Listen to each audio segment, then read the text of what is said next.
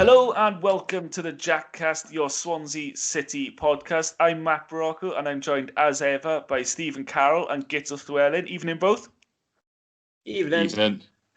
Well, it's not going to be as upbeat a podcast as we've had recently, gents. We've had a couple of weeks off and we'll explain why in just a little bit. But we've been talking about win after win. We've notched up the longest unbeaten record in the Championship in the meantime, and got things were getting rosier and rosier. So coming up against the Huddersfield team that hadn't won this year, it just seemed like very, very Swansea-like, didn't it? It takes us back to the old days when you just knew anyone who needed a little bit of a break. Look for the time you're coming up against the Swans because we'll give it to you. And that's where we'll start, being this the most recent game. So we'll get straight on to it. Hopefully this is like, just pull the plaster off, get this game analysed as quickly as possible, and then we'll quickly touch on the others that we've missed in the meantime as well. But hopefully we'll just get this one out of the way. 4-1, Guto. I mean, even the most pessimistic fan probably wouldn't have gone this far. It was everything that we had been previously doing right fell apart. The defence, it just wasn't there. The control of midfield wasn't there. It was far too easy for a team that should have been bereft of confidence to cut us open time and time again. Mm-hmm. Horrendous. And I'd add to that on the occasions where we did actually get the ball in promising positions, we were nowhere near as effective and clinical as we can be. It was a day when everything went wrong. Absolutely everything. It was right up there with the worst performances of the season alongside that derby match. Just the most unenjoyable game that I've seen this season. I feel bad complaining because we've been spoilt really this season with the results that we've been getting. But I hated that match. I absolutely hated watching it. I thought we were complacent to start off with. I thought, and there were similarities in that sense with the Huddersfield match earlier in the season where we were unusually open at the back. And I just thought we looked like we were going to turn up in kind of second gear and look to get the job done like that. And then Huddersfield scored and it kind of shocked us. And we were on the back foot then and could have been further down until the kind of last 5 minutes of the half where we played pretty well and put them under pressure and got a goal. But then came out for the second half and we didn't come out for the second half. It was a really nasty thing to watch, really. Half time, as Guto was saying, half time may have actually come a bad time for us, even though we did just score and get the equaliser, Steve. It was by far the best period of the game that we had, wasn't it? We came close a couple of times and Huddersfield cleared one off the line, and you just thought, the goal's coming. Then it came, and maybe we'd have been better suited if we had an extra 20 minutes of play then to see if we could turn the screw. But I don't know about you, but I was hoping after watching the display, which we'll talk about in a little bit, the Nottingham Forest game, which was, we were a little bit off the pace, or a lot off the pace. There looked a lot of tired legs, maybe tired minds as well, given the fixtures we've had. And there's so much mental stress, isn't there, with a promotion challenge as well? Because when you're up there, teams tend to win more games, and there's a battle going on. You just can't afford to slip up. And so the mental strain of the last few weeks with Brentford and Norwich as well would have taken its toll. So I was a bit surprised at 2:00 to see that he didn't make a single change from the Forest game, especially considering he acknowledged after it that we weren't at the races. Yeah, I was surprised at that. And I think there can't really be any two ways about it, that it was definitely a mistake because we were quite uninspiring, to say the least, in the Nottingham Forest game. So, yeah, I think we should have made changes, and it was a surprise that he didn't really. Not just because we were uninspiring, though, but because obviously it's such a hectic schedule. I think we're playing it on the next 5 midweeks and everything like that. I just think you have to keep things fresh just because it's so hectic. But obviously there were no changes, and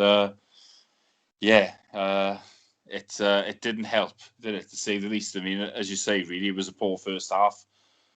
We got that goal on the stroke of half time, which we needed, really. But we probably, as you say, didn't want half time at that stage because that was our best spell of the game, but it didn't do us any favours with half time coming, and then we had a shocking few minutes, really, didn't we, at the start of the second half, and unfortunately that put pay to us getting any result, didn't it? Did Guto. There was a crazy 10 minutes in the second half where everything that left the Huddersfield foot seemed to end up in the Swansea net, and Freddie Woodman couldn't quite believe what was going on. There was a deflected shot in there. There was a worldie. There was just defensive lapse after defensive lapse. I felt the midfield weren't tracking runners, and that's uncharacteristic for us. It was all very leggy, wasn't it? And they just came out the second half wanting it more. And in that crazy 10 minutes, the game was gone. And that was so unexpected, really, because we've seen in recent games Huddersfield take the lead in matches, but then, get pegged back and they couldn't hold on to lead. So when we made it to 1-1, I was thinking, oh, great, this is ideal. Now we can come out second half, put them on the back foot. Because I think they did show some kind of defensive weaknesses themselves in that first half, and showed that actually if we made the right decisions, which is certainly something we weren't doing in the first half, then there were going to be chances for us. But they came out second half on the front foot. There was, an element of luck to their first one. I don't think it goes in without the deflection. The second one, in my opinion, is just good play by Huddersfield, but bad defending by us. And the fourth then is a worldie, like you said. But I thought generally, defensively we weren't there. For some reason, we came out for that second half very open, ridiculously so, really, for no apparent reason. And the thing is with us, we know that. I made the point earlier in the week, like a lot of people look at Swansea and think, how are we there? Well, we're there because we've got a good defence. That's why we're up at the top end of the table. But to stay at that top end of the table, the defence has to be rock solid. If the defence isn't on form, then we do not win games. And that's what we saw against Huddersfield. It was a rare off day, but it was a damaging off day. They just weren't tight enough. They gave Huddersfield far too much freedom. Looked organisationally short of the standards that we've come to expect, and we really got badly punished for it. And when our defence isn't working, then nothing else is going to. And we spoke about midfield. I thought the midfield was really torn to shreds at times. I didn't notice that. I mean, Fulton got a yellow card early on in the game, and then I think struggled from that point on. Horahan, apart from the free kick, pretty anonymous as far as I'm concerned. Grimes, looked stretched throughout the entire match, and then in front of them you had Ayew and Lowe, who I personally feel have looked less effective over the last few weeks.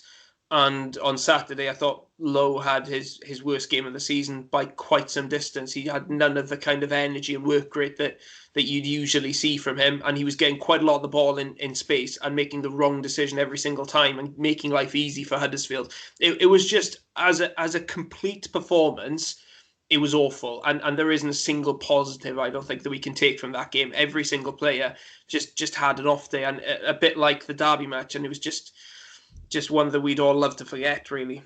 Yeah, there's even more negatives, longer lasting negatives as well. But back to the game, Steve, and Ryan Bennett was substituted at half-time. He was one of the glut substitutions that we did see. And if you're struggling, I always find that you obviously need your experienced heads in there, and obviously Cabango comes into the team. I'm not really sold. I like Ben Cabango. He's got a hell of a future on him, but he's got a lot of learning to do for me. And I think he perhaps lacks a bit of composure. He's not very good with the ball at his feet currently. And I always find I'm a little bit more nervy. And that's with, I feel like when there's Bennett, Cabango, Gehi at the back as part of a back five, obviously he's got the support around him, and he looks a lot more sturdy and solid. But I do find at times maybe we lose a lot when Ryan Bennett does not the pitch, and that certainly showed in the first 10 minutes of the second half. Yeah, I mean, it probably wasn't the best circumstances to come on in, obviously, when half time is not the best for a centre half. You want some stability really in that position, and so I do have a little bit of sympathy for him. But yeah, he did look a little bit shaky. I think on the ball, I mean, he's not brilliant. I would say that. I mean, I think his passing isn't as good as some of the other players. I don't know if we can completely, blame it on no. or anything like that. But yeah, he didn't look great. But I do have some sympathy for him. But I mean, as you say, I mean, he's good in the air. That's probably one of his major strengths. We didn't really have that many crosses into the box from what I remember, so he didn't really get to use that strength. But I suppose Cooper must be thinking similarly, because recently he's not so much been in the team, has he? We've seen Norton playing as the third centre half, so Cooper must have one or two doubts about him. But I mean, Bennett picked up a knock and he had to come on, and that definitely didn't help the situation. I think that would be the case, so no matter who went off in any type of game like that, because you just want that continuity at the back, and it can unsettle things if it gets changed. So yeah, that was bad, and hopefully Bennett isn't, his knock isn't serious. There's some things, Guto, which only football can provide you with. The irony, which isn't seen anywhere else in the world. I'm sure it isn't. And Steve Cooper is a man who's long been criticised for not utilising his subs. And in a game where he threw caution to the wind and he used all of them early on, and he made the changes at half time, and he made a further 3 after an hour. And then we see the horror injury, which I'm devastated about, to Jordan Morris, who I really, really, really wanted to see a lot more. I really like what I've seen of him. And we're left with 10 men. You cannot script the level of irony that occurred in that moment. It summed up the match, really, didn't it? Just everything that we tried just did not come off. I mean, in fairness to Cooper, I mean, there were some people asking why he made double substitution. I thought Lowe was way off the pace in the first half and needed to be changed for Morris, who we were all hoping was going to have a really big impact on this match and the rest of the season. And obviously now we know that Bennett was injured. And in fairness, I thought Bennett looked off the pace in the first half as well. I didn't think he was great. Made quite a few mistakes. So those substitutions were forced. He then, of course, had to roll the dice because we'd gone down 3 or 4-1.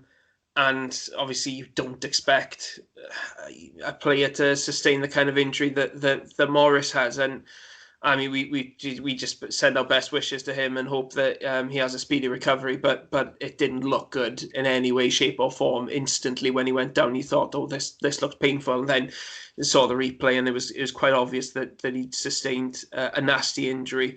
We're still waiting, of course, to find out the exact details of that. But I think the assumption that we've made is that he's not going to be back anytime soon, and quite possibly that's his season over, which is a horrible blow for him personally after making such a big move across the Atlantic. But I think it's also potentially a really damaging one for the Swans, because I don't think our strikers have been very good lately. I think Ayew and Lowe have seen their levels drop, whether that be tiredness after playing a lot of football, in fairness, which is another argument in favour of substitutions, like you were saying, people make.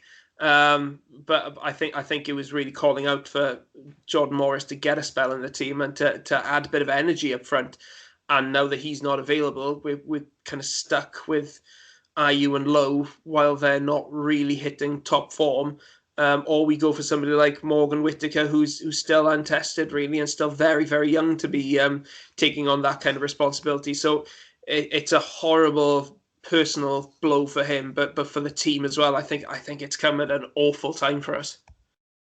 It was just about, as Guto said, Steve, just about everything that could have gone wrong did go wrong. And yes, I think the way it went, you were just praying for the ref to blow up in the end, weren't you? Because 10 men for the last 25 minutes or so, or however long it was, and you're just thinking this could get really ugly. Thankfully, Huddersfield were quite content with a 4-1 win, and we just battened down the hatches. But let's try, if at all possible. I know we've all kind of agreed that there's absolutely no positives to be taken from the game, and I think that's a fair comment to make. But if we were to try and force one out, it would be for me that, given watching the Nottingham Forest game, this sort of result, maybe not the scoreline, but this result was kind of looking like it was on the horizon. The performance against Nottingham Forest was below par. We scored from our only chance at all during the game in that one, and so this was perhaps on the cards, and to get it in such emphatic fashion will hopefully send a message to Cooper that he needs to perhaps look at freshening things up a bit, because things haven't always been, glitz and glamorous. And Cooper himself has been quite honest about it, Steve, hasn't he?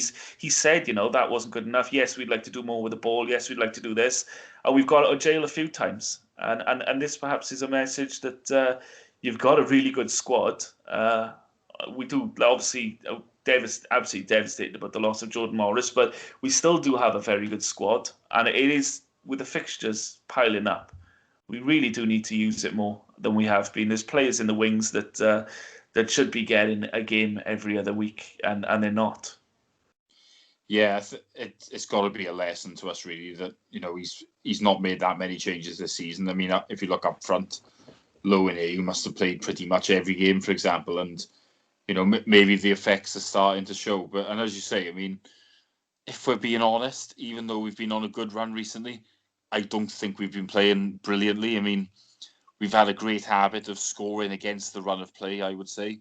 We haven't dominated that many games, but we have kept clean sheets, and that's what it's been based on. I mean, Guto made a great point earlier, as if to say, if our defensive levels were to drop, I think we would have a problem, because when we don't score enough goals and we don't create enough chances, which is why we don't score enough goals. So I think there's definitely things that are slightly concerning. So, and you do wonder if people are tired. I mean, you look at someone like Jake Bidwell, who I think is not playing as well as at the start of the season, and arguably Ryan Manning should now be in the side. Certainly should be getting more of a chance. I mean, you look at Corey Smith now obviously is back from injury. I think it should be worth bringing him in. Woodson Morris obviously is the obvious one, but that's not going to happen now because that injury looks serious, and of course we wish him well. So you just think we do not need to start making a couple more changes. Not some of the players have been playing very well, and maybe they just need a breather, because the fact is you can't expect people to play all these games. I mean, playing every midweek, and all the travelling and all this thing. You've got to wonder as well mentally whether it's taken its toll on some of the players, because they've probably been restricted from seeing their families more. So I mean, they don't live here or anything like that, and they're just playing constantly. The schedule is just so relentless that you just think, just try and rotate a bit, because I think if he doesn't, we are going to run into difficulties because we're going to be burned out. So yeah, I'm hoping that one or two lessons are learned from that, because as you say, I mean, the Forest game was poor, and it was a surprise that he picked the same team, and that didn't do us any favours, really, did it? It didn't. And let's talk about the Forest game then. The Huddersfield is trying to burn that one out of our system. Forest Guto was it turned out a very pleasant surprise. We had a bit of time off following the Sheffield Wednesday postponement, and we had an opportunity, didn't we, where we thought, well, we can approach this now. We should be fresh. We should be firing all cylinders. Just never got off the ground, did it? Forest, they spent a lot of the game in our half. They didn't pepper the goal, no matter what the reports say. Woodman didn't have a great deal to do, but they were the better of the two teams. I think that's a fair comment, and we snatched it at the death. And we have up until the Huddersfield game, we have a way of keeping ourselves in games that we don't necessarily deserve to be in, and that has been built on a very, very assured and sturdy defence. And from there, you give yourself an opportunity to do something. Yeah, I think Forest showed us a lot of the reasons why the Swans are where they are this season. We've picked up a lot of points in games where we've not created that many chances. We've not been dominant in any way, shape or form. But that defence has stood firm and really limited the opposition. And I think it was the same thing against Forest. I saw a few Forest fans and even a few Swansea fans after the game saying that, implying that kind of, oh, Forest really deserved the win, etc., and that they'd somehow dominated the match, etc. That wasn't the case in any way, shape, or form. It was a 0-0 game in every sense, really. If there was any team that did deserve the win, it was probably Forest. But I mean, when you look at the chances that they had, they were long shots, really. I mean, Knockaert did very, very well to even hit the crossbar with his effort in the first half.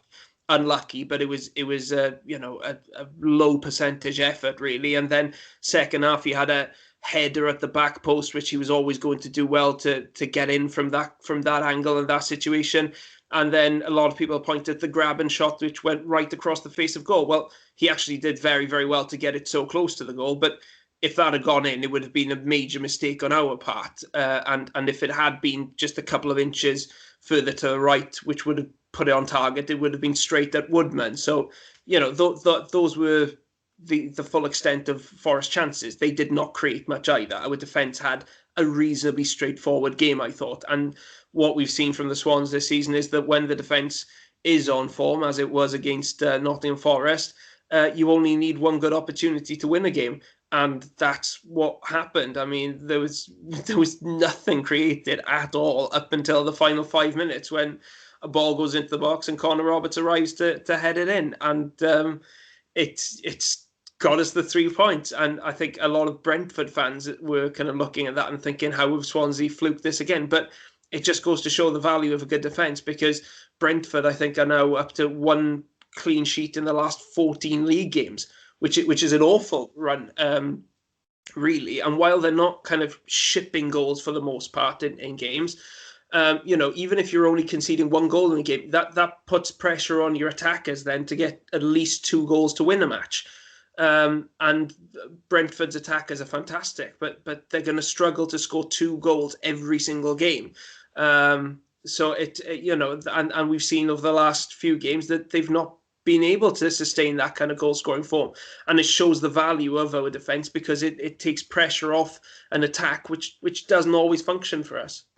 I wish we'd done this podcast after the Forest game, because the mood would have been quite different. I think everything, finding out the shock Brentford result, playing at the same time, and obviously with us scoring so late on, Steve, Cooper said himself that dressing room was as loud as he's heard it since he's been at the club. And you can imagine why. I mean, you've won a game you didn't expect to win, and that's just a fabulous feeling in football. There's nothing better than grabbing a win when you really don't look like you're going to be able to. And in such dramatic circumstances, and to find out you thought Brentford were just, coasting to automatics, and then there's quite a blip, isn't it, in London for them? They really are hitting a rough patch. As Guto alluded to the clean sheets, but up until recently, they've managed to keep banging them in. And, Ivan Toney has been doing the business as well. When we talked about them a few weeks ago, they've got such a fantastic option of players up the top that will all chip in and create. But at the moment, it's looking like the door is creaking open for them to create an opportunity. And what was previously a 3-horse race has suddenly become something of a 4-horse race, with Watford coming into it as well. So it is all heating up, isn't it? So this would have been a much better podcast to do after the Forest game. But again, they played earlier than us on the weekend when we played Huddersfield. Do you think that possibly the fact that Brentford lost, it kind of almost added to the weight of expectation against Huddersfield? Because we didn't turn up. There was almost a complacency, a tiredness. We should have been thinking, Brentford have lost again. What an opportunity. And what an opportunity missed it was. Yeah, you have got to wonder, haven't you? I mean, we obviously don't know for sure if the players were even aware of the result that may have been kept from them, although you would have thought that, seeing as they'd lost, they would have been said, look, they've lost you again. This is a great chance for us to even if we'd come away with a draw, you'd be thinking, well, it's a point closer. And obviously one of our main rivals have lost, so we've gained on them again. So, yeah, it's a difficult one, isn't it, really? I mean, you're always going to lose games occasionally, so how much of an effect did it have? It is difficult to really know, isn't it? But it is interesting, the whole thing of teams playing at different times, I must admit, because you often wonder if, like, say, Brentford had one, that puts more like pressure on us then, doesn't it? And it probably is an advantage, I would say, to play first in general, because then it gives you that chance, doesn't it, to win and then obviously put the pressure on. But the same way, obviously, because they lost in theory, that should have given us a lift. I mean, I always remember the game where we played Everton after Sunderland had beaten Hull, and you think the lift that must have given would have been unbelievable, and we may not have. That sort of gave us a nice advantage. And I always remember Leicester, I think, when they won. I was going to say the Leicester. Spurs were complaining because Leicester were always playing first. And in general, they seem to keep winning. So that didn't give Spurs that opportunity then to maybe close, which would have put Leicester under pressure. I mean, you can never tell, can you, if it actually makes a difference, and whether it's fair or not, I suppose, is open to debate. But the fact is, as soon as you sign your life away to Sky Sports, you don't have a leg to stand on anyway. But it should have really given us that extra lift, shouldn't it, the Brentford result? But obviously it didn't, did it? No, it didn't. But there is a positive, because that gap has closed, Guto, and in a game or in a week, or not even a week, in 4 days, where our performances probably at most, I mean, it's pushing it, but at most warranted 1 point, we've got 3. So out of the 2 games, 2 really poor performances from ourselves, we've managed to win 1 and lose 1, and that's a fair turnaround for us. We've got to look at the positives of that and hope the lessons are learned, and pray for good news on Jordan Morris, of course. The reason why we were optimistic going into Forest was because of that Sheffield Wednesday postponement, and that's why we didn't do a podcast that week, and that's why we've got a few to analyse, because we had no game, no league game at least, to analyse. But we will touch on the cup game that we had before. We talked in our last podcast as a preview to the Man City game. Steve, I'll come back to you, because you were quite of the opinion, I remember, of let's get out of the cup and concentrate on the league. That's our bread and butter. And we did. We lost comfortably, but it wasn't embarrassing. I think that was important, not to knock the confidence out of the team too much. Yeah, I mean, we didn't lay a glove on them. If we're being honest, they completely dominated, and it could have been a lot worse if we're going to be truthful about it. I mean, when they scored those 2 goals early in the second half, I was thinking this could get very nasty here. But to be fair, we dug in and we ensured that didn't happen. And to be fair to Morgan Whittaker, he did take his goal very well. So, yeah, we lost convincingly. It happens. They're beating everybody at the moment, if we're being serious about it. So I don't think we've got anything to be ashamed about. So we'll move on. And I as I said, I do think the cup was an unwanted distraction this year, which isn't like me. But this year, I think it's an exception, because everything is just so hectic. And let's be honest, we made the cup final, can't go anyway. So that would be one of the greatest moments in our history, and you can't even go and enjoy it. So. Yeah, for me, this was not a year for the cup, and we're out now, so we can concentrate on the league. Yeah, just a quick point of note on the Man City game. So I think of everything, the most frustrating part for me was the Kyle Walker goal and the Gabriel Jesus goal were both mistakes, really. I mean, okay, the Kyle Walker goal is just, no one really got a touch in it, and Woodman was expecting it. But, I mean, that's bounced 3 times before it's ended up in the back of the net. That should never happen. And the Jesus goal comes from a mistake from Latibaudier, who just did it a bit and misplaced a pass on the edge of his box. And I think in that circumstance, you hope that if you're going to lose a game, you're going to lose because the opposition were just better than you, or did something a bit special that you can't really legislate for. Whereas when you make defensive lapses, or no one cuts out a long, deep cross, then that's the frustration, because you give yourself an uphill mountain to climb without needing that against the the runaway leaders. Yeah, and I think frustration is the way to put it, really, because you expect to go out against Man City, especially this Man City team on the winning run that they're on. I mean, it would have taken something remarkable for us to beat them, but unfortunately, the nature of the goals just left us feeling that we'd made it a bit too easy for them. We're capable of defending much better than we did on the night, and we don't usually show those kind of lapses in concentration, which gave them those scoring opportunities. So while it was not a surprise that we lost to Man City, yeah, it's disappointing that we didn't. That we didn't make life a bit harder for them. Although I thought the general performance was all right. And there was some positives to take from it, including, of course, Morgan Whittaker's debut goal. So I thought it was a worthwhile, exercise, a great opportunity for a lot of the youngsters to test themselves against one of the best teams in the world.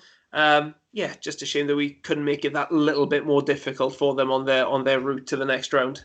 Well, given the news of Jordan Morris, and we're expecting in the next few days to hear the extent of that injury, and let's be honest, we're all fearing the worst, even though we hope that we're wrong. It is a positive to take that Whittaker's goal was of such high class against what looks like the runaway winners of the Premier League this year, because for strikers, they thrive on goals and getting that confidence, and to get one on, your first... your start. Well, he wasn't even a starter, was he? He came off the bench. So it was a fantastic finish from him. And with our current situation of Ayew and Lowe not firing all cylinders, already have Cullen out injured. We were already scouring the market for attacking options. And Whittaker may now see himself, well, he should probably see himself with a bit more game time and opportunity. We did see him come off the bench against Huddersfield, and we expect now we'll see a bit more of him over the hectic schedule that follows. I'm just trying to pull positives, gents. I really am. We can look at that. We can look and see a bit more of Whittaker. I wonder what your opinion is, Steve. I mean, we've queried it before. Paul Areola, and when he was meant to be brought in as a fullback, then he was a midfielder. Then the club announced him as a frontman or a forward. I wonder if he's one that's been looked at as someone to perhaps play higher up the pitch than any of us expected. You'd hope that, again, he's another one who'll see a bit more game time, given that we haven't got a midweek off now in quite a while. Yeah, I mean, I think he is likely to get more game time because needs must. But I mean, with Areola's a bit of a funny one, isn't he? Because what is his position, if you know what I mean? He seems like one of those that can play in a few positions. But, I mean, if you listen to Americans, it sounds like he's more of a winger, but also don't play with wingers. So, yeah, I am just a little bit baffled on it, if truth be told. I mean, I don't know what we're going to see from him. I mean, comments from Cooper about both of them saying that they're not really up to speed. I can't remember when he said that. It was about a week or so ago, because obviously it was the off-season in America. It's not exactly inspiring either, because, I mean, we need signings to sort of hit the ground running because the games are coming thick and fast. So that sort of indicates to me why they've not played a great deal yet. So, well, I don't know what he's going to do. Is the honest answer. I mean, you've got to look at Whittaker as well. We should be seeing more of him now, because obviously we don't think we're going to see Morris for a while. Yeah, it's a strange one. I'm not sure what Cooper's intentions are with Areola, but I think it will be interesting to find out. Yes. Well, those are the 3 and a bit games we had to analyse tonight. With the Sheffield Wednesday plus one thrown in the middle there as an off comment, but doesn't help Guto, does it? An extra fixture rearranged. There's 2 in hand, which looks great on the league table when you consider the potential. And in a normal league season, you'd probably look at it and think, yeah, you know what? A team in form can go and win 3, 4, 5 games on the bounce, and the games in hand look more look more favourable at the top of the division, because those are the teams that tend to win more than they lose. That said, this is the odd season where you really don't want to get. You don't want to have games in hand on your rivals, because that just means that all the games around that fixture are going to be even more intense, even more piled up. and you run the risk of having a collapse of mental and physical fatigue. Well, yeah. I mean, the one thing I will say is that I was more annoyed with the fixture pile-up when the initial match against Sheffield Wednesday was postponed. Obviously, since then, a few results have gone our way, specifically Brentford, which leaves us in this position where we are still just a point off second with 2 games in hand. So that does give us a great degree of control over our situation. But obviously, it's the fixture pile-up that worries us. I mean, it's a mad enough season as it is. And it's a busy enough season as it is. The games are coming so thick and fast. You know, those midweeks where you can take a little bit of a break are invaluable. And the fact that we haven't got one now, I don't think until kind of April, it's gonna just put that extra strain on the players. And you know, there were already some tired legs in the performance the other day, against Huddersfield. You do wonder further down the line, especially as the pressure of the promotion race kind of builds, is it going to come back to bite us? That's my worry, really. Yes. Well, time will tell, I suppose. When it is a crazy fixture list we've got coming up over the next few months. Right. In the meantime, there was a fans forum.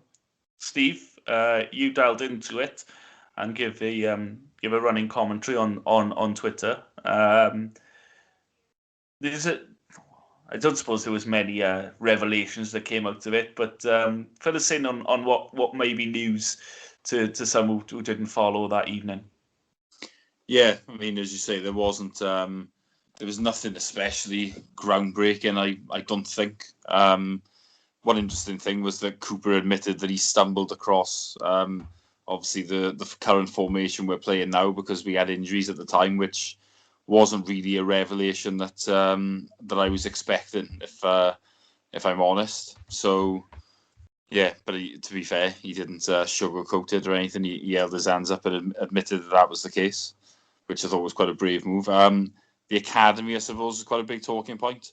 Doesn't sound like we're going to go back to Category 1, and they were trying to justify that Category 2 is what we need, and a lot of Category 1 is spending money that isn't great value when you've got a lot of people working, and maybe you're focusing more on quantity than quality. So that was another one really that was mentioned. I mean, in terms of fans returning, obviously it's out of the club's hands. They think by August there'll be something. But they're not convinced it's going to be full crowds, which obviously isn't exactly what any of us want to hear. So it'll be watch this space. I mean, if anyone does want to have a look at it, the thread is still on my Twitter page, so feel free to have a look at that. Stephen SOS 1987. So yeah, on there you can see pretty much everything that was said from the forum. It all went quite well considering it was online. To be fair, obviously they're usually done in person, but that's not an option at the moment due to the usual rules. So yeah, I think it was an interesting night, but there wasn't anything especially groundbreaking, I would say. But that's a couple of the main points anyway. Yeah. Other news in the meantime, which obviously explains why halfway up to Sheffield Wednesday we find out the game's off and have to come back the day before, that the team that is, and the 2 uninspiring performances since was because just after the Man City game, we find out that Steve Cooper was awarded Manager of the Month for January, Guto. So it explains, obviously, everything that we talked about for the first half hour of this podcast is completely down to that. Obviously, it's all down to the Manager of the Month curse, even though the 3 managers who won it before Cooper also won the following No, it's just this, and that explains everything, and we don't have to worry about anything. And of course, Cooper won his next match after getting the award as well. It's worth remembering. So there's so much stuff about that, like the Manager of the Month curse, etc. It doesn't exist, to put it simply. But it was deserved. I mean, when you look back at the results that we've had in January, a win against Watford, fell promotion candidates, a very impressive win, I thought, one of our most impressive of the season. We followed that up with a less impressive away win against Barnsley, but typical of the Swans, really.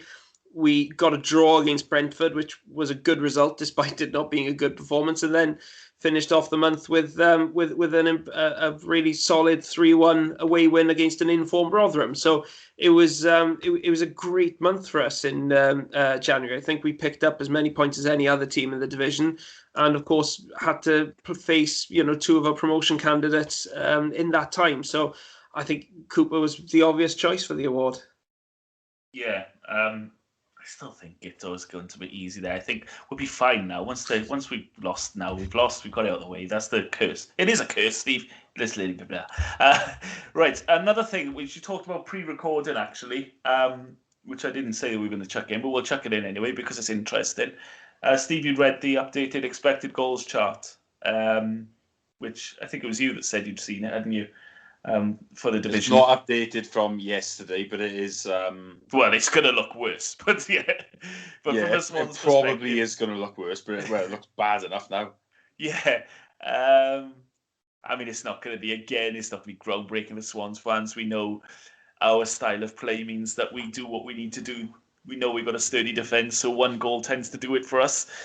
So we don't go gung-ho. We're not a Brentford who tries to score more and more and more and more and more. And for the glitz and glamour, we get the points on the board and do just enough, and that's how we've played. That said, doesn't look like our position in the expected goals chart reflects a team who are gunning for automatic promotion, I think it's fair to say. No. Obviously, we're third in the real table at the moment, just to point out. I know a lot of people will only care about that. In the expected goals league table, which is adjusted for the expected goals, we are 19th, which I think is pretty staggering, to be honest with you.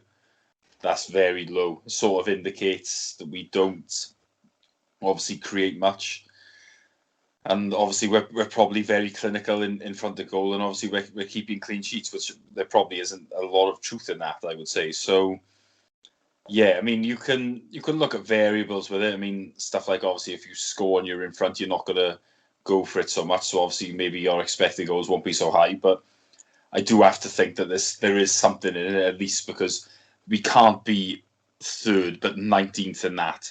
If you know what I mean, it does suggest we're being a little bit lucky, maybe. So, I mean, I have read stuff about it before, and I think around November time, Spurs were top of the league. And Liverpool were obviously well in there. And I know that the people with expected goals were saying that Spurs basically are overachieving by quite a bit. And obviously they've now dropped down the table, maybe to what more they were expecting. And they've also said similar with Liverpool, that their results were probably better than the way they were playing. And that luck has sort of caught up with them, probably maybe a little bit more so now, because obviously they're on such a shocking run. But it'll be interesting to see if that does happen to us. Obviously, hopefully it won't. But yeah, I think it's an interesting point. I'm sure a lot of people are not going to like it, but I suppose you two should probably come in at this point. No, we'll keep leaving you take. No, it's fine. Now, we had this last season, Guto, didn't we? We had a bit of an online spat, if you like, with Leeds fans following our win up there in the last minute. And, they were doing expected goals then back in August, and they were saying, the only positive complimentary thing about Swansea is that they're very, very clinical. And I guess when you're playing a football match and you know that one goal will win it, and your first chance or your first real chance ends in a goal, then your expected goals is going to look quite poor, isn't it? Because we do tend to be clinical. We do tend to score one of the first clear chances that we make. I don't remember too many good chances gone missing this season. Jamal Lowe had a couple of games against Norwich and Brentford, which we talked over and over about, because perhaps they were the standout moments where we missed good chances in games. But apart from that, when we create decent chances, we do tend to score them, and we don't tend to go for many more after that, do we? Yeah, that's one of the main points I'd make with this, like the caveat to these figures. Obviously, 19th on XG table looks awful, but our style doesn't really lend itself to XG, really, in the sense that what we do tend to do is we tend to, over the course of the season, I mean, we tend to score relatively early in games. We're usually ahead at halftime. And from that point on, we sit deep and protect, which isn't nice to watch always, and it's incredibly frustrating if you're an opposition team playing against that. But that is our style, and it's worked superbly for us. But that's not going to look fantastic on XG table, because the opposition is going to get a few chances because we're allowing them to have more of the ball unchallenged. And we're not going to create much ourselves because we're just focusing mainly on protecting a lead. So yeah, I mean, if we'd been behind a bit more in games this season, our XG would ironically probably be a bit higher. But because we've been scoring early, we haven't needed to add to that XG. I would, however, agree that we're probably overperforming when you look at our current league position compared to performances. I think we've all said at various stages this season that I think it's been we've also benefited from a good share of luck. I mean, there's a bit of debate about how you can assess finishing and how you can assess how clinical a side is, etc., and how much of that is down to skill and how much of it is down to luck. And the truth is that you're always going to rely on a certain degree of luck to get the kind of figures, the conversion rates that the Swans have been getting this season. We have been scoring quite a few goals from relatively few decent chances. And you have games like the one against Rotherham then, where we score 3 goals from quite unlikely scoring opportunities. But it's... So I wouldn't necessarily say the XG table is entirely wrong, and the Swans fully deserve to be where they are, and we are quite obviously among the top 2 teams in the league on points per game. No, I think we have relied quite a bit on luck this season, and perhaps in that sense the Huddersfield game was kind of fate catching up with us. But we're still not a bad team by any means, and we're still deserving of a place, I think, in the promotion chase. And the XG table is highly misleading when you consider how low it puts us. So yeah, I don't think it's necessarily as black and white as that XG table would paint this picture. It's lovely to see Guto offering the metaphorical hand to help Steve up out of the hole. We'll move on. We'll see what happens. I don't think it is literally the be all and end all, but there's definitely something in it. There's got to be. Oh, you just watch definitely. us. It's the way we play. I mean, you could have watched us earlier on in the season, in particular in games where we sat back and we're all sitting there thinking, we cannot defend this for 35 minutes. Please, will someone get the ball on halfway and hold it up so we can move up the pitch?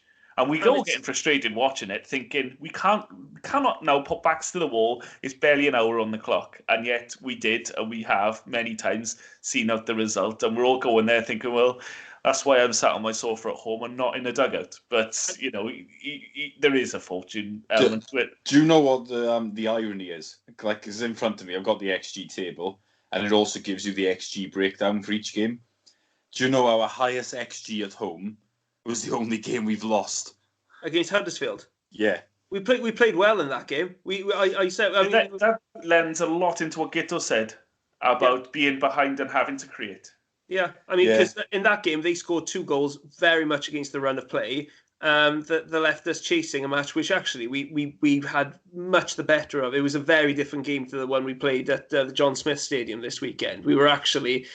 We played a lot of good football, created a lot of good chances, but just could not put them away. Whereas, at the John Smith Stadium, we created very little, scored a long-range effort from a free kick, and were very open. But I'd love to know what Huddersfield's XG was from this weekend, actually, because they had a lot of chances. Yeah. But like I said, it hasn't updated yet. Our worst one by a country mile is the Brentford one, 0.10.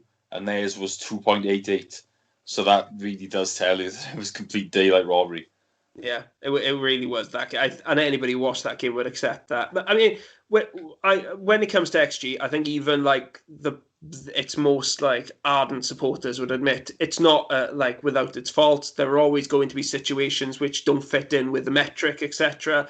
It's not a foolproof system, and there are going to be teams which kind of defy it for various reasons. Yeah, I think it's more like if it shows like a clear like difference in it, like that Brentford one is obviously fairly obvious, but you get a lot of them where like your XG. I'll give you an example now. You look at Barnsley away, we were 0.63 and theirs was 0.68.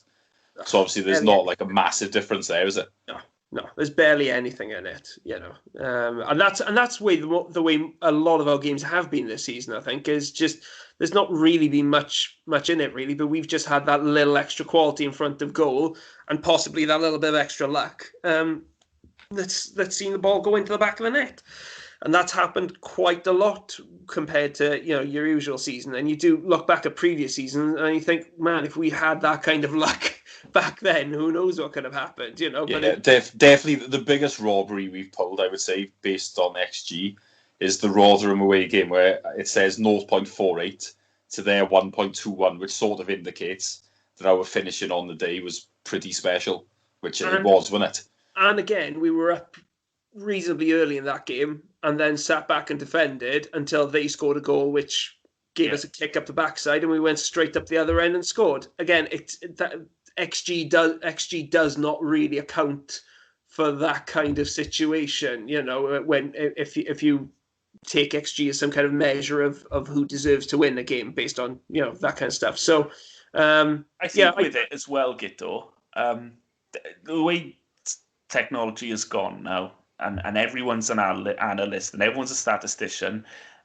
There's a lot of science being brought into football, and it does kind of try and force you away from looking at the art form of it, and you will never get as clear a picture of a football match as just watching a football match. You can look at the stats and the shots on target, the shots off target, and the expected goals and all that as much as you want, but I think your best tell of a football match is just watching it, and you will never get the full picture of us knowing our strength in that team comfortably is the back five, and we all know it. Any statistician will tell you that you don't rely entirely on XG. Use your eyes as well. Look at the entire picture. I like XG actually. I think it has. Well, I wouldn't say I like it, but it definitely has its merit, and there is there are some good theories behind it. I think sometimes some people put a bit too much emphasis on it, but generally, I'm definitely not one of these people that says XG is a load of nonsense, etc.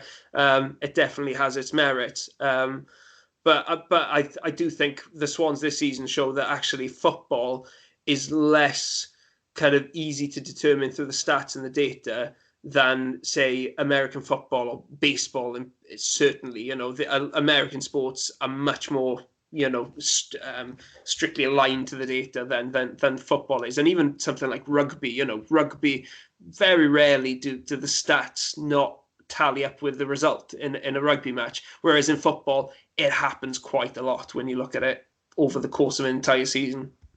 Steve, do you want to chip in about rugby? I know you're a big fan. Steve, we're not talking about that on this podcast. So, welcome to Ospreys Till I Die. No, and I'd like to bid you all a good night. Well, in a sample size Steve, of two. Steve, obviously more of a Scarlets fan. Yeah. No, not at all. Yeah. Well, look, anyone who's listening to this now after that really good chat, actually, I'm glad we brought it up because it's. I'm expecting pelters. You won't get them, don't worry. I'm expecting most people have switched off. That's the most geeky chat that we've ever had on this podcast. It was good. I enjoyed it. It was good. But it was interesting as we picked out sample sizes there. We picked out games in which we had higher XG. So if anyone's listening thinking about this XG table, oh my God, we're going to fall away now. All we've just gone to prove over the last 10 minutes is that more often than not, we've just done what we've had to do to get the result. Because in the game where we had our highest XG, it was the game which we lost, which we needed to create chances. And when we needed to create the chances, we created the chances. When we don't, when we're leading and it's up to the opposition to come and score, then we're quite happy to sit back knowing that we've got the strength and depth at the back and the numbers back there to see it out. And more often than not, that's happened. But we don't go chasing goals. We're not a Brentford, and we never will be. And Cooper's never going to win glamour awards for his style of play. But the results have been coming because we've just done enough. Clinical and effective, are the two words I'd most associate with Swans football, which not always necessarily for the purists. But there we go. Well, we've got 2 games coming up now. They're both at home, but what does that mean these days, eh? But first up is Coventry. That's one at the start. Well, not the start, but certainly another of our midweek games that come up as we hit this run now of midweek Saturday for a while. And given the last couple of performances, Steve, and particularly the result against Huddersfield, reaction, I think it's fair to say, is needed to turn that into make sure that was just a blip and nothing more serious. Yeah, I just think it needs to maybe freshen things up a bit, and also we probably need to be a bit more on the front foot, because I'm not going to say the golden phrase that Guto just hates more than anything, but I do think obviously we need to approach these games in mind, thinking we need to try and win if we can, because draws would not be great results, really, would they, for playing against sides in the bottom half at home when you're chasing automatic promotion. So, yeah, I think he needs to freshen it up, and we need to be a bit more on the front foot, is what I would say, in these next 2 games, because we should be aiming to win them both. I think, and this is the dreaded curse of me speaking because I'm terrible at what I think, but I think the Huddersfield game might be the best thing that's happened to us, Guto. There's my optimistic head, because we needed a kick up the backside. We maybe were getting a little bit too sure of ourselves. We needed to make sure that we run the hard yards again. And if the players out there just simply can't because they're too tired, then Cooper needs to analyse that and make sure those players are given the rest they need. That said, that going into a game against Coventry, who I think, as low as they are on the table, I don't think they're that bad a team. I think I've only seen them a few times this season, but every time I've seen them, they've been in the game, and they give us a torrid game up there in the season, and I just feel like this is one we do definitely need to turn up to make sure that we don't get nervy, because if we go behind against Coventry, it will play on the players' minds that they have run the risk of losing 2 on the bounce. And we all know the fingers or the eyes that are looking at Brentford now, and people saying that their season's collapsing around them. And we certainly don't want to bring that pressure on ourselves. No, definitely. I think there is a pressure there, definitely, to bounce back, especially since I think we recognise this is a run of results of fixtures, shall I say, on paper, which are among the the better runs that we've got between now and the end of the season. We're playing against a lot of teams down towards the bottom end of the table, teams or rather teams who are just out of form. But I mean, Coventry on paper, you'd say looked out of form until this weekend. But like you said, really, I don't think they're quite as bad as their league position would suggest. I've seen them play some nice football this season. They've got some decent players there. I think they can be a bit naive at times, but that doesn't make them a bad team. And against Brentford, I mean, they were quite easily the better team against one of the best teams in the division. They deserve that 2-0 win, and that'll give them so much confidence going into the game against us as well. They've already got 1 scalp against one of the promotion chasers. They can go for 2 in a week, and they should also look back to the game that we played against them in St Andrews earlier on this season and say, well, look, we should have got more out of that game than we did, because the Swans didn't turn up that night. That was one of our worst performances of the season too, and we were lucky to get a draw up at Coventry. I'm not looking forward to this game. I think on the back of a 4-1, you say you could give a kick up the backside. I'm concerned. I'd have liked to go straight into the Bristol City match, if I'm honest, rather than facing a team that's just beaten Brentford. That Coventry are always very high energy. They're always going to run a lot and make life difficult for you. And that's the last thing we need at the moment. I think I'd much rather play against a passive team that's a bit scared, a bit intimidated, and will sit back. This Coventry team is not the kind of team that we want to be playing against at the moment. And I am a bit concerned because I think when you go a long time without losing the way the Swans have, and suddenly you have a 4-1 defeat, and if we follow that up with another defeat to a relegation battling team, I think fans will start getting edgy. It never takes much to make Swansea fans edgy and a little bit twitchy. And I'm worried that we could see just the mood change a little bit if we don't respond from that Huddersfield game. But it's a real test of character for the players, because that was a beating they took up in Yorkshire.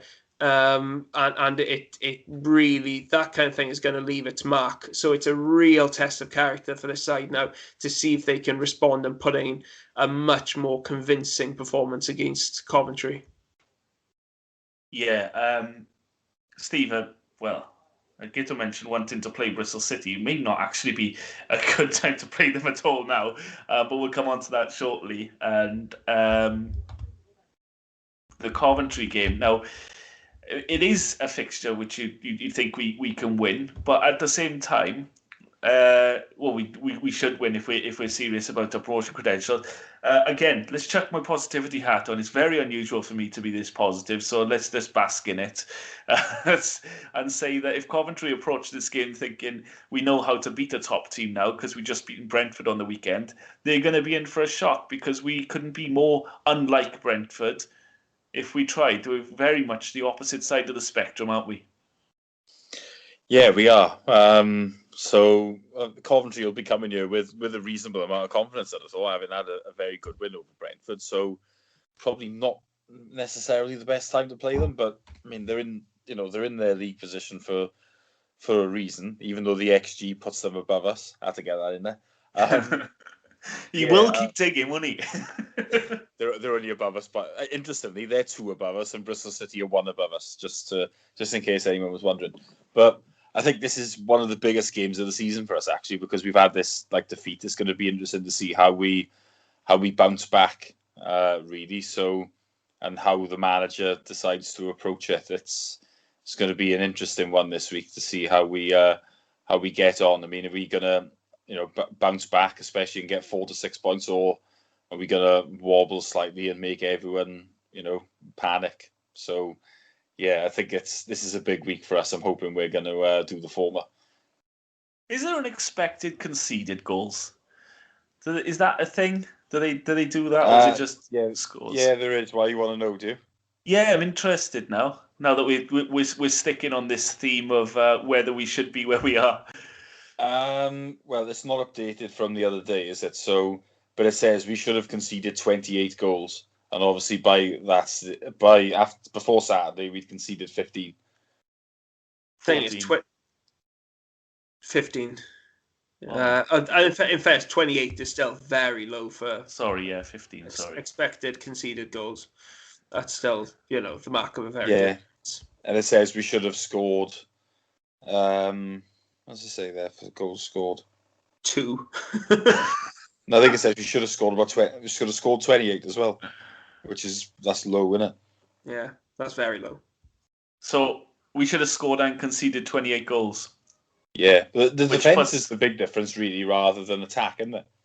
We're 18 goals better off than currently.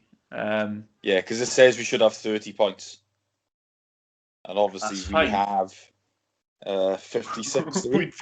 we'd be outside of the bottom 3 by a point. Amazing. Yeah, well, that's not dwell on it, gents. It was just a comment. God, leave it alone. Yeah, we are really investing a lot of time on something that really depresses us. Well, welcome to the podcast on expected goals. This week, we'll look at the Coventry game as a tactical perspective now. Then, Guto, we wanted changes, or certainly I wanted changes for Huddersfield. They didn't arrive.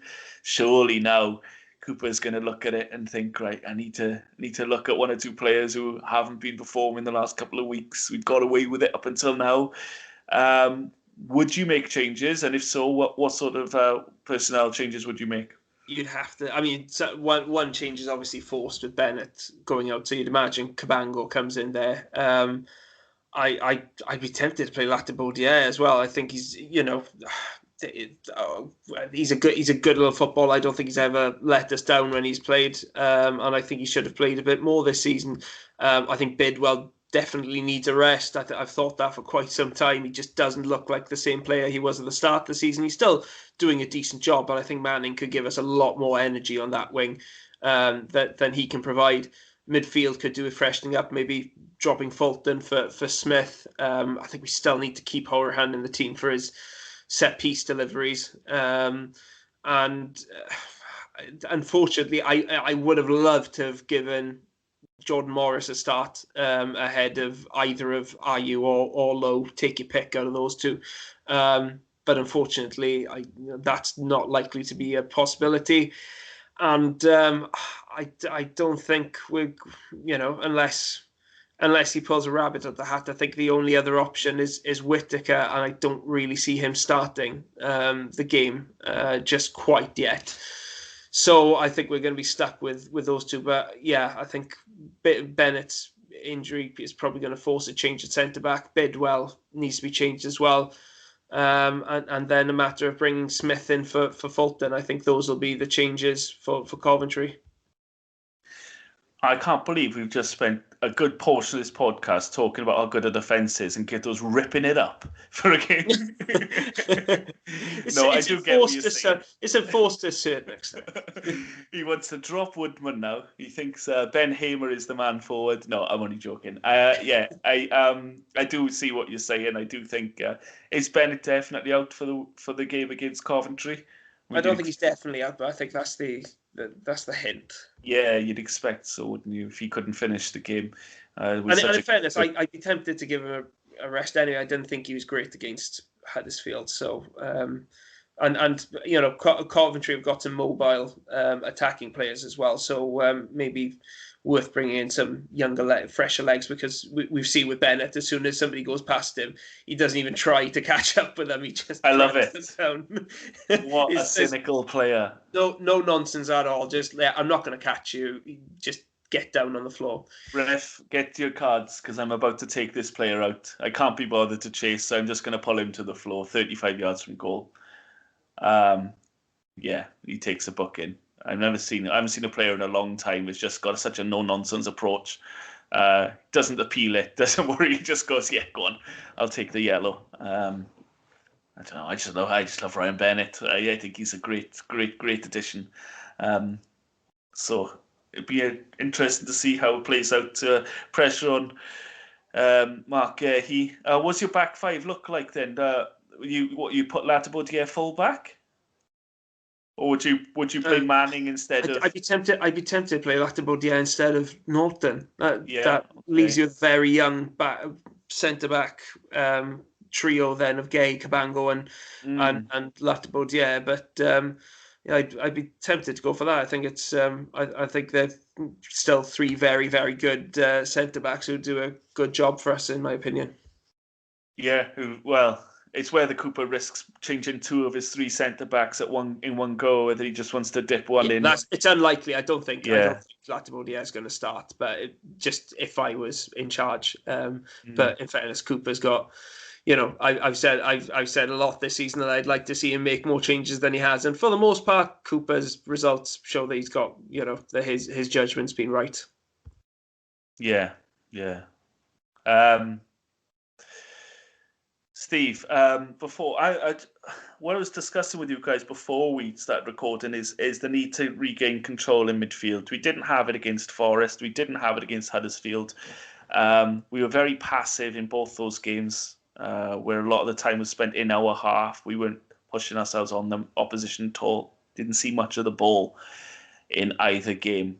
And for the start, I will say, Conor Hourihane is an outstanding talent for this division, and I'll follow that up by saying when we signed him, Aston Villa fans said almost in unison, he's gutted. They're gutted he's going. He provides some magical, memorable moments, and he'll score goals from all over the place. And he's already proved that in his short time here.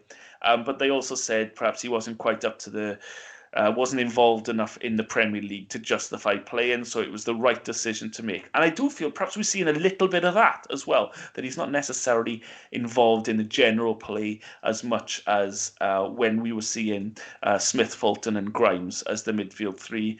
Yes, we all said beforehand it's negative, it's not attacking, but at the same time, it was a control. It was an element of control, protection, and making sure the opposition didn't overwhelm us. So that jargon aside, I think Cooper might look to bring a Smith back into the team and maybe look to re-establish that control in midfield. And now I really don't want to see Hourihane drop out of that midfield. So my theory was, given that we've already discussed, and Guto's already made the point as well, the valid point that Ayew and Lowe have both been off form in the last couple of weeks, maybe one of them makes way and Hourihane moves a little bit closer to the striker, and that way we can accommodate Hourihane, give one of the strikers a rest, and still bring more control into midfield by bringing Corey Smith into it. Does that sound a bit too pie in the sky and completely out of character with what Cooper's going to do, or do you have another opinion? I don't think he'll do that. I think it's an interesting prospect. But like I said, I think it is unlikely. I mean, that would be quite cautious, wouldn't it, to do that. I think it's been, when he has done it previously, he's been very cautious, but obviously this would be even more cautious because, you'd have Hourihane drop in deeper than either Ayew or Lowe, whichever one was really dropped. So, I do think there's definitely an argument for Smith to come back into the team. I'd probably do it for Fulton if I'm honest with you. But I think if things don't go well this week, then it's something to look at. But at this stage, I'd be very surprised if Cooper did. I mean, he doesn't make many changes at the best of times, and he's got this formation now, and I don't really see him changing it. If I'm honest with you, he's stuck with it pretty much since that half dozen games before the end of last season, and it's worked quite well for us. So I don't think he's going to make any changes like that. We had Graham Potter, you would never ever guess who he would play from week to week. Changes goalkeepers every game. And we've gone to Cooper, who will not make the changes. And you're looking at it going, God, there is a line in the middle there between the two where you would probably find a happy medium. What sort of changes do you expect to see, Steve? I think Manning might come in. Like I say, I think Smith will come in. Glatterbury is an interesting one, as Guto has mentioned. That's that could be a possibility. Other than that, I don't think much will change. I think most of the others will keep their places, really. Okay. Guto, how do you see this one going?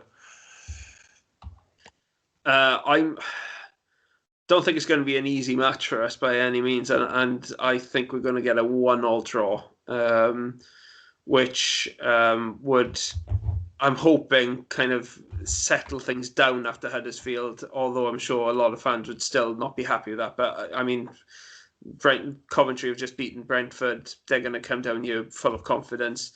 I think I'd take a draw right now, if I'm being honest, after the performance against Huddersfield. Well, you started digging now, Guto, have you? You'll be joining Steve down there now. Yeah, I'm looking forward much more to the one next weekend than the one in midweek, put it that way. Yeah, we'll talk about that in a sec. Steve, how do you see it going against Coventry? I think it's going to be quite a tough game. I mean, could be quite cagey, not a lot happening. I'm assuming you want a score prediction? Yep. 0-0. Oh, dearie me, boys. I want a lift after the Huddersfield game, not a bloody downer. I'm going to say we're going to win it 1-0 because I don't want us to go, people look at us and go, oh, Swans have 1-2 now, and I really don't want to feel that feeling because, as Guto said earlier, we're quite a twitchy bunch. And I think, I mean, in fairness, if we were mid-table, we wouldn't be nervous. Or I mean, look at the middle of last season. No one was nervous and tetchy then. I think in the sense of we weren't really doing a great deal. So if you won a game or you lost two on the bounce, you're a bit like nah. But when you're at the top and teams are win, win, win, draw, win, win, then you need to keep winning just to keep up there. And that's when you kind of, the slightest blip makes you panic and think, oh my God, it's all going to fall apart. So, yeah, I'm going to say 1-0 and we'll all be happy again. Or will we? Because before our next podcast, we'll be playing Bristol City as well. And yeah, on paper, they're on a hell of a losing run, but they're about to appoint Nigel Pearson until the end of the season, and there's a risk there, Steve, of a new manager bounce. And if anyone's going to get a bounce or bounce someone's head off a wall, it's Nigel Pearson. Yeah, it could be either of those two, really, couldn't it? But yeah, to be fair to Nigel Pearson, he had a good reaction last season at Watford, and I think he was quite harshly treated by them. But he's not the only one who's suffered from that at Watford, is he? To be honest with you, so yeah, it's an interesting appointment. He's had some success before, obviously, and yeah, I think he's probably likely to get a reaction. So I mean, it would have been better to play Bristol City probably over the last couple of weeks, wouldn't it? Because they've been on a very bad run. So yeah, Bristol City, I think the only team this season who've managed to claw a result off us after we'd scored first. Yeah. So yeah, but in all fairness, that was down to the penalty, wasn't it? That should not have been given. So yeah, I think it probably makes it a lot more unpredictable, really, for Saturday. You don't know what's going to happen, and obviously we don't know how we're going to do in midweek. The same with them, so that could also have an impact. It's a difficult one to call, isn't it? That's probably the best way I'd say of describing it. But they're not having a great season. Again, they always seem to promise a lot and not deliver, really. Bristol City. That's my main thoughts on them. Yeah, if we were talking about Huddersfield as being winless this year and a massive opportunity missed, then Bristol City have just lost 6 on the bounce in the league. It's very, very great opportunity for them. We talked about very typical Swansea City, didn't we? These are the sorts of games that crop up and you just think, oh no, not again. Yeah, I think with Bristol City as well, even before this losing run, I think there were some games which they won. I think they beat Huddersfield 2-0 in a game which Huddersfield just dominated, other than Bristol City's 2 goals, and they rode their luck big time. So they've been bad for quite some time now, and they have had an injury crisis, a really, really bad injury crisis. But I still think when you look at the players that they've got available, I still think they're underperforming. I still think that their team is full of championship quality players, players who should be able to pick up the odd result, and they've just not been doing it lately. And their form has been that of a team in a relegation battle, not a team in mid-table. They've been dropping further and further away from those playoff spots. And I think Holden unfortunately deserved his to go. He wasn't the right man, full stop. I mean, they got rid of Lee Johnson because they seemingly wanted a change of direction, and then they appointed his assistant. It was a strange decision by a club that does make some strange decisions sometimes, Bristol City. And I thought it was doomed from the start, really. He had a surprisingly good start to the season, but then things have just unravelled since then, and it's the writing's been on the wall for a while now. And when they got the 6-0 against Watford, it just seemed like really things had spiraled out of control at that club. But I don't think he's been helped by some of the players there. I think it seems to me like the players simply haven't been pulling their weight either, and it's going to be interesting to see what happens now. They've got a new manager coming in. Are we going to see these players then start to perform to the expected level? Because I think they are capable of better than what they've shown of late. That's my worry, Steve.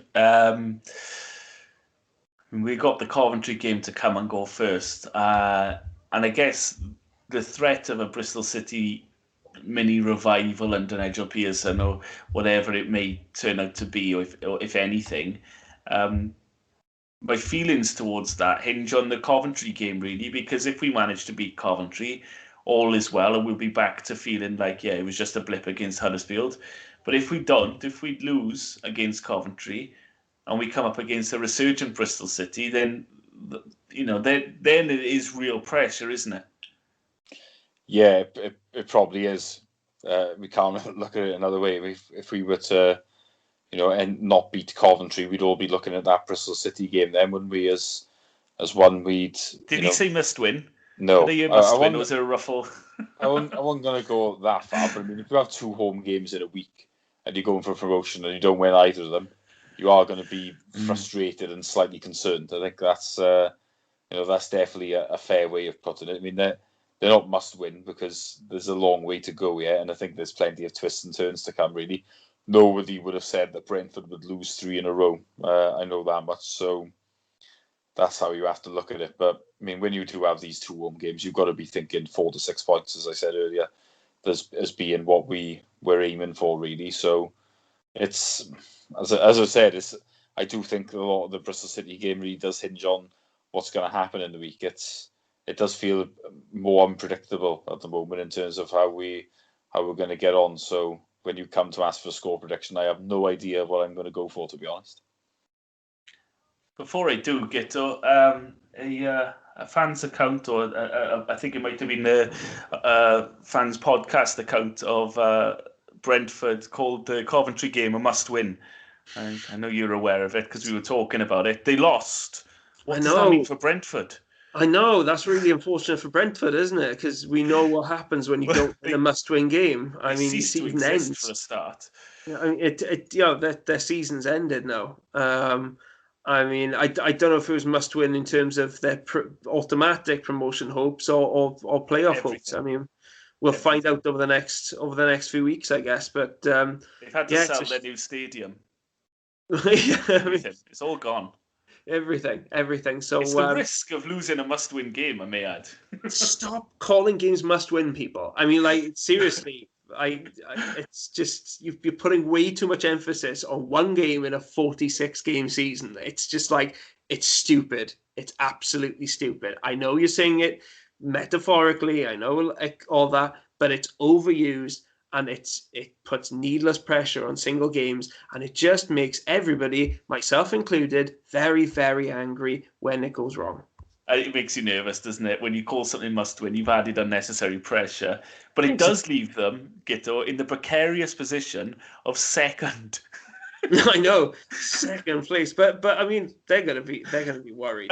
If you're Brentford, I mean, Watford have suddenly become promotion candidates again when they totally dead and buried, but they're now level on points with Brentford, and that's happened in the space of just a couple of games.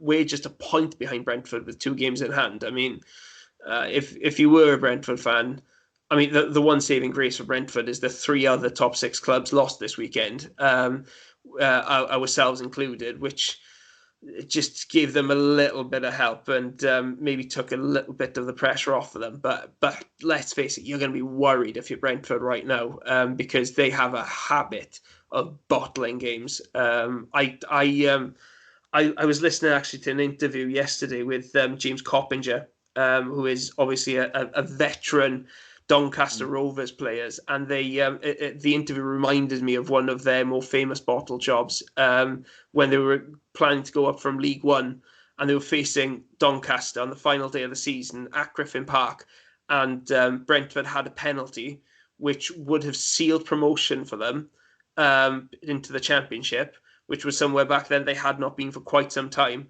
and in the final minute of the game, the penalty came crashing off the crossbar. Doncaster went running up the other end of the pitch, scored, and Doncaster went up instead of Brentford, which is one of the great endings to any season, and reminded me of Brentford's long and prestigious tradition of bottling seasons.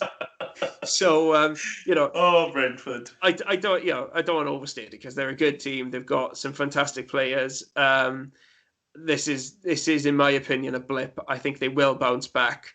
But it's definitely helped us quite a bit that they have dropped these points. And for the rest of the season, every time they do lose a game now, that fans are going to be worried that it's going to be the start of some kind of big collapse. But I think as some of our fans, a very small minority, I should point out, have shown this weekend, they're not the only jittery fan base in the promotion race, are they?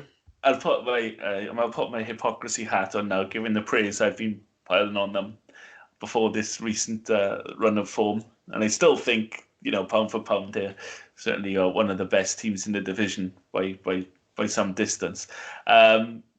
But I saw a tweet the other day which did make me laugh, which was that Brentford are actually the only team in history to have been promoted to the Premier League twice and never play in it. Which is true, of course, because they were promoted a couple of weeks ago and at the end of last season as well, and never actually played. So that was quite funny, I thought. But there's me, because I am a hypocrite, because I do think they play great football and they have a more complete team than most in this division. But it looks like now, Steve, that it might be a battle for 4 teams, at least for now, because we saw how quickly Watford got into the picture. They could drop out of it just as quickly. Who knows how the next few games will go. But I've given you long enough now to come up with a score prediction for Bristol. So you're going to have to give me one. I'm going to say 2-1 to the Swans. Oh, well, I needed that pick-me-up. Guto? I am going to go for a repeat of last season's result in this fixture, and I think the Swans are going to win 1-0. But obviously, a lot depends on what Pearson's going to do there. He did, as Steve said, have an instant impact at Watford when he took over there last season. And I think, when you look at the team, they've got the likes of Jeju up front and Palmer and, couple of decent defenders as well if they get it right. They've got the capacity to up their game significantly on what we've seen from them lately. So this is not as easy a game as I thought it would have been a week ago, for example. I am expecting a bounce, so I'm going to actually predict a 1-1 draw in that one. I'm a little bit more, even though I like Coventry. I think they're a better team than their position perhaps suggests. I think we can win that one. But I'm worried about what Bristol City do. Nigel Pearson, as Steve mentioned, he did get a reaction at Watford, and he is one of those managers that thrives off firing players up, and he wants them to run through brick walls for him, and nothing else will do. So, given that it's got a week between now and then, that said, I'd be happy enough with 4 points from the 2 games, even though they're both winnable on paper. If we don't lose either of them, we get 4 points, and then that'll still leave us in a very strong position in the league. And who knows where we might even be in the top 2 if Brentford's recent run of form continues. And we'll see. We'll see next week. We'll be join us again after those 2 games. And hopefully we will be back. We'll be upbeat, and we'll all be talking about how our expected goals puts us back in the playoff places, because we just scored 14 goals in 2 games, and it's just shot us right off that table. But we hope, eh? But for myself, Guto, and Steve, thanks for listening. Bye-bye.